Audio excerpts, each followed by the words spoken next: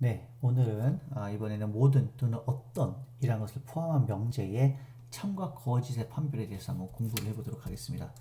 여러분들 새로 나오는 용어나 개념이 굉장히 많기 때문에 정리를 잘 해가면서 따라와야 되겠습니다. 뭐 우리가 명제 단어 처음에 들어가서 배웠던 것들 있죠? 명제가 뭐였는지 우리가 배웠었고요. 그죠? 참과 거짓을 명확하게 판별할 수 있는 문장 혹은 식. 그죠? 조건이 뭐예요, 조건? 미지수를 포함한 문장이나 식이죠. 특징이 뭐예요? 자체로는 참과 거짓을 판별할 수가 없어서 명제가 아닌데, 그죠?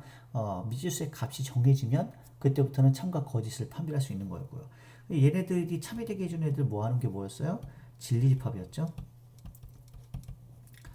자, 그리고 뭐 명제도 부정이 있었고요. 조건도 부정이 있었습니다. 그죠? 명제를 부정하면 명제와 명제의 부정의 어떤 특징이 뭐예요? 서로 하나가 참이고 하나가 거짓이고 둘 중에 하나를 공유하죠. 그죠? 조건과 조건의 부정과의 특징은 뭐죠?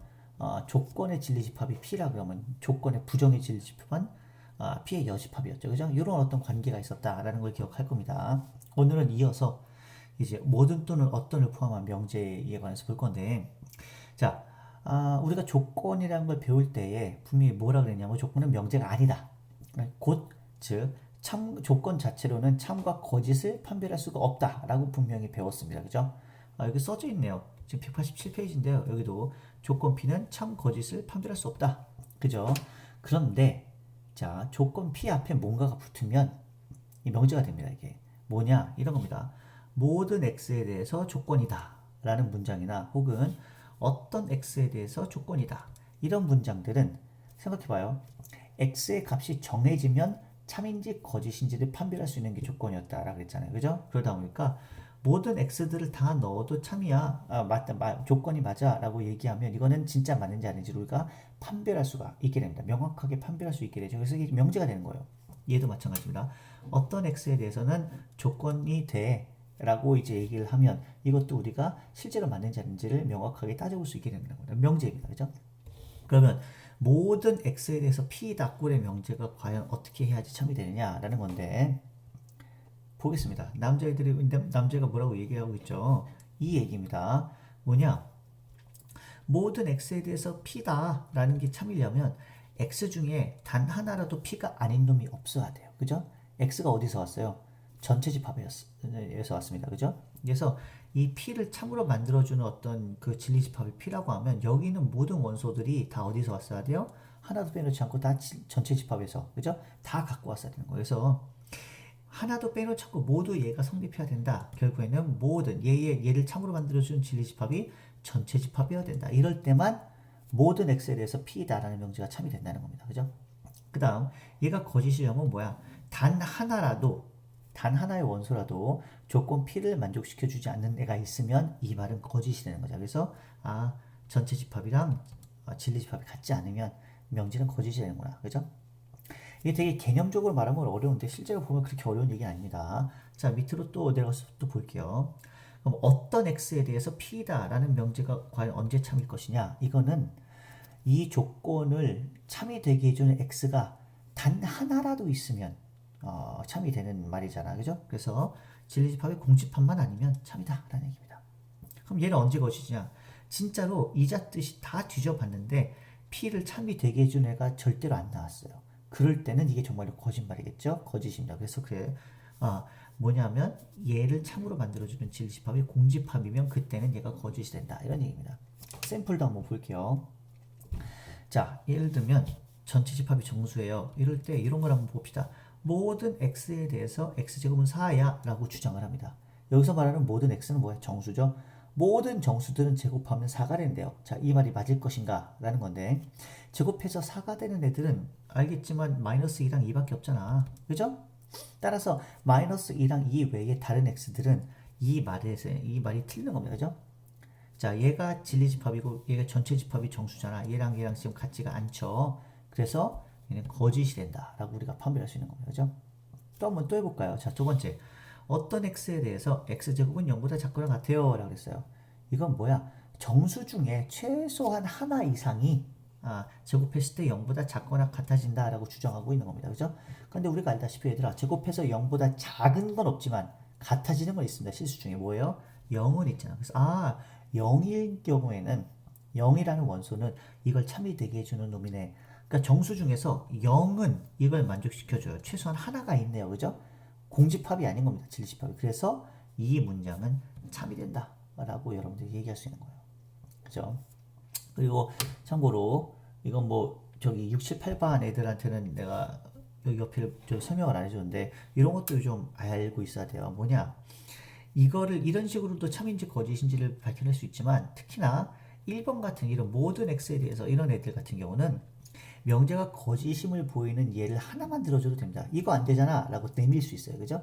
그걸 우리가 보통 뭐라고 하냐면 발례라고 합니다. 발례. 그래서 아 발례를 들어서도 거짓임을 보일 수 있구나. 1번 같은 경우 모든 X에 대해서 그래서 그렇게 여러분들이 알고 있으면 좋을 것 같습니다. 자, 모든 또는 어떤을 포함한 명제의 부정인데 요건 좀 복잡하죠. 요게 좀 여러분들 개념적으로 헷갈릴 수 있습니다. 잘 한번 선생님이랑 같이 봅시다. 자, 모든 X에 대해서 P이다 라는 문장이 부정은 뭐야? 그게 아니야 라고 얘기하려면 뭐야? 최소한 하나 이상은 P가 아닌 게 있어 라는 얘기잖아. 그죠? 그게 이제 이 말을 부정한 거잖아. 그래서 P가 아닌 X가 있어.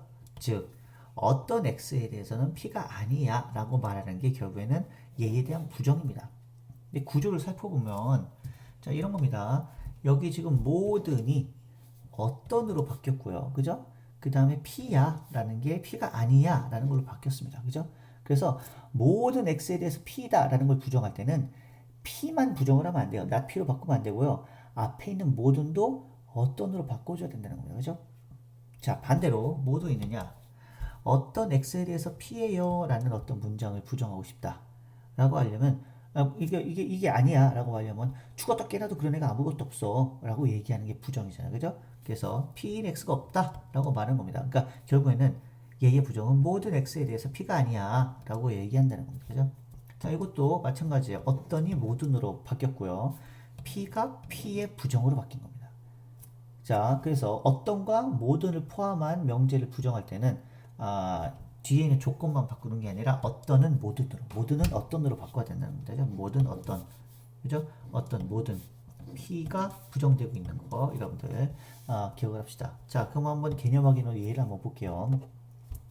모든 자연수는 짝수이다라는 건데 자연수를 전체 집합으로 놨을 때, 그죠? 모든 x에 대해서 x는 짝수예요라고 얘기하는 겁니다, 그죠? 굳이 풀어서 정리하자면 얘가 조건이잖아. 얘가 조건이고 얘는 모든입니다. 얘를 부정하려면 뭐가 되는 거야? 모든은 어떤으로 바뀌는 거예요. 그죠? 어떤 자연수는 짝수의 부정이 뭐야? 홀수잖아.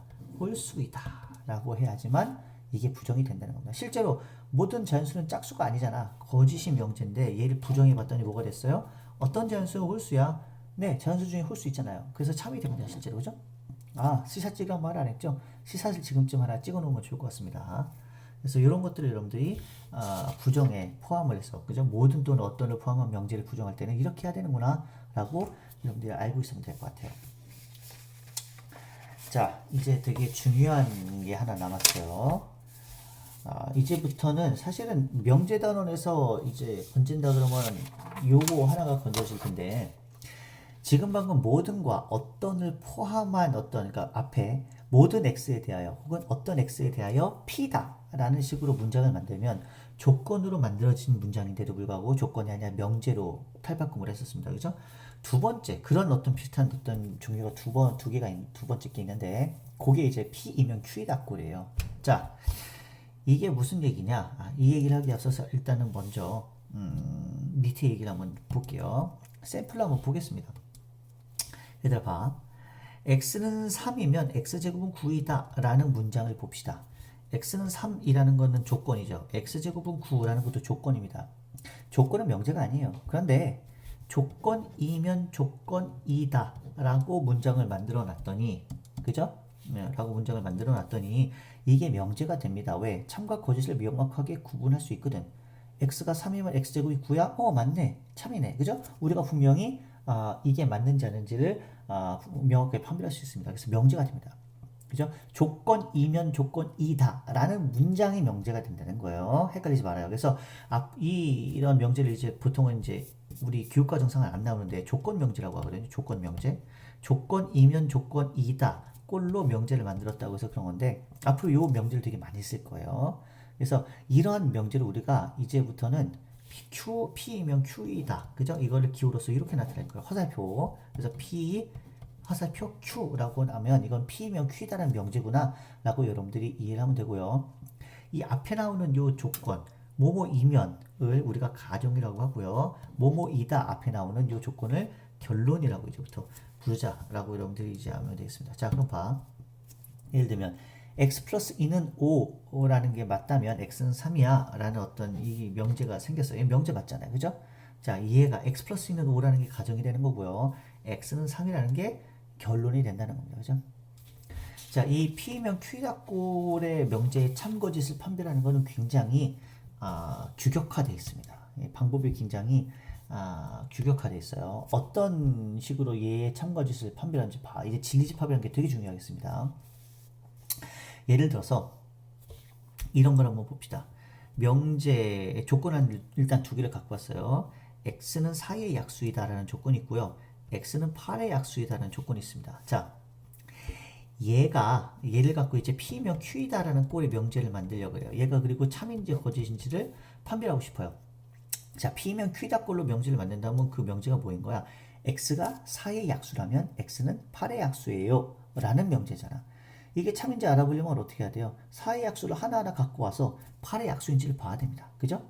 그래서 4의 약수가 모두 다 8의 약수네 라는 게 확인되면 이 명제가 참이 되겠죠, 실제로. 자, 이 과정을 이렇게 설명하는 겁니다. 자, 조건 P의 진리집합을 다 모아봅시다. 4의 약수를 모아봤더니 1, 2, 4야. 그리고 8의 약수의 진리집합을 구해봤더니 Q의 진리집합을 구해봤더니 1, 2, 4, 8이거든요. 그래서 1이 여기 있네요. 2가 여기서 있네. 4가 여기서 있네. 그럼 얘가 참이구나. 이렇게 했다는 거죠. 결국에는 중요한 게 뭐냐 하면 가정의 진리집합이 결론의 진리집합에 포함되어 있어야지만, 그러니까 뭐라 그러죠? 부분집합이 되어야지만 이 명제가 참이 된다는 겁니다. 이게 되게 중요한 얘기예요. 자, 그래서 여러분들이 이렇게 이제 판별할 수 있습니다. 명제 P면 Q이다라는 명제가 있는데 이걸로 이 P면 Q이다에 나오는 두 가정과 결론 요놈의 진리집합을 각각 라지 P, 라지 Q라고 할 때, 자, 가정의 진리집합이 결론의 진리집합에 포함된다면 얘는 참이 된다라는 겁니다. 반대로도 할 수 있어요. 얘가 참이면 무조건 진리집합은 이런 포함관계가 성립한다는 겁니다. 그죠? 자, 거짓이다라는 건 판별하기가 되게 쉽죠? 아니기만 하면 돼요. 뭐가? P가 Q의 진리집합이 아니기만 하면 거짓이 됩니다. 거짓이 하면 그리고 당연히 P가 Q의 진리집합이 아니게 된다는 겁니다. 자, 실제로 예제 1번 같은 걸 보면서 참거짓을 한번 판별해 볼게요. 명제 x-2는 0이면 x제곱 마이너스 2x는 0이다의 참거짓을 판별하시오라고 했죠. 자, 이게 가정이고 얘가 결론이잖아. 얘의 진리집합을 한번 구해볼까요? x-2는 0의 진리집합 뭐야? 2잖아. 그죠? 2. 자, x제곱 마이너스 2x는 0의 진리집합을 구해볼까요? 얘는 x로 묶어주면 x-2는 0. 그래서 얘의 진리집합은 뭐야? 0 또는 2입니다. 자, 0,2, 0과 2로 이루어진 집합은 얘를 이제 포함하겠죠. 2라는 집합을 포함합니다. 얘의 진리집합이 얘의 진리집합의 부분집합이 되는 게 확실하니까 이 명제는 뭐가 된다는 거야? 참이 된다는 거죠. 그죠? 이렇게 판별할 수 있는 거예요. 그래서 여러분들 문장으로 나와지는 것들 중에는 직관적으로 참인 걸 알 수 있는 것들이 나옵니다. 근데 식으로 나온 것들, 그 다음에 심지어 복잡한 식으로 나온 어떤 명제들 같은 경우는 참과 거짓을 직관적으로 판별하기가 되게 힘들어요. 그럴 때는 어떻게 해야 돼요? 지금처럼 진리집합을 두 개를 구한 다음에 포함관계가 어떻게 되는지를 찾아봐야 된다는 겁니다. 그죠? 그래서 이런 것들을 여러분들이 기억을 한 상태에서 앞으로 수업을 좀 잘 진행하면서 들어줬으면 좋겠습니다. 네, 오늘도 수고 많으셨어요.